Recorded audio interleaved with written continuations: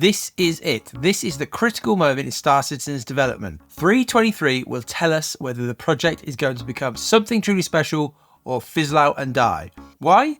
Because this is the first time CIG have delivered finalised features to the persistent universe. Things like EVA, the new Starmap, and Master Modes are here to stay. If they're good, then we're on track for one of the most significant games maybe ever. If they're bad, well, maybe the doubters of the project were right all along. These features will be tweaked and improved over the years, but the game we play in 10 years' time will still use a version of what is being delivered in 3.23. At some stage, CIG has to commit and actually make a game. They have to turn the tech demo into something that reaches the standards of a modern MMO.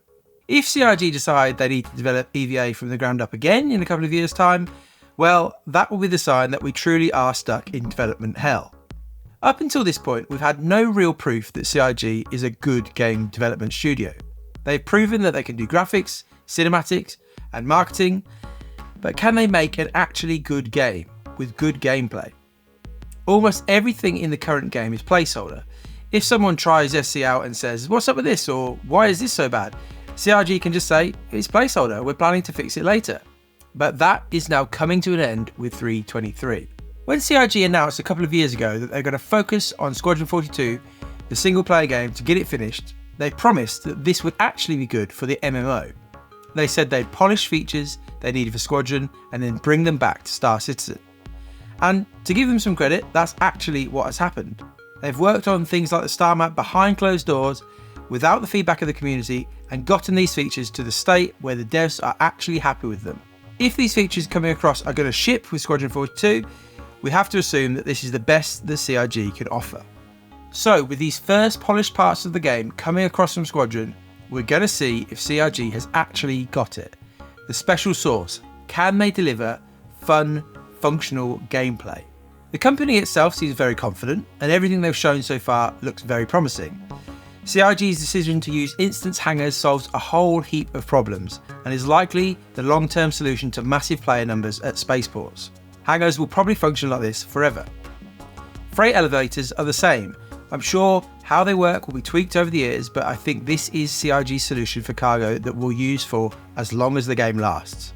It's hard to put into words how truly terrible the current Starmap is, so really anything that CIG replaced it with would be a significant upgrade, but the core functionality of this new map is genuinely impressive.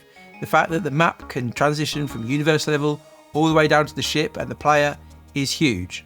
I'm not completely in love with the visuals, but that's something I expect CIG to tweak again over time. EVA looks lovely, let's hope it feels as nice. The interaction system, if it works, should be here to stay. The minimap and HUD also look good.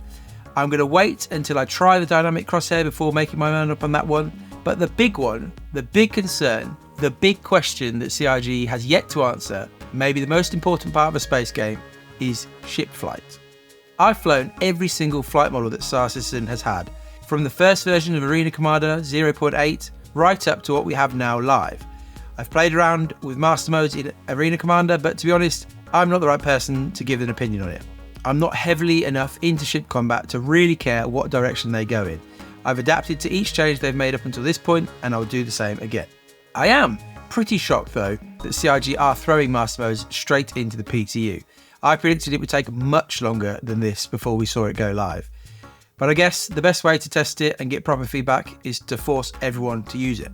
If CIG, as they keep telling us, have truly come up with the flight model that works and they're going to stick with, I'll breathe a sigh of relief. I'm sure there'll be people who love it and people who hate it, but at the end of the day, it's down to Chris Roberts. If he wants the feel of World War II planes dogfighting in space, so be it. It's his world, we're just spending money on it. 3.23 is make or break. It's either the beginning of the end of Star Citizen or the end of the beginning. Either way, this is our BC AD moment. We'll look back at this patch as the key moment in the game's history. Personally, 11 years in, I'm more confident now than I've ever been. What about you? Let me know in the comments.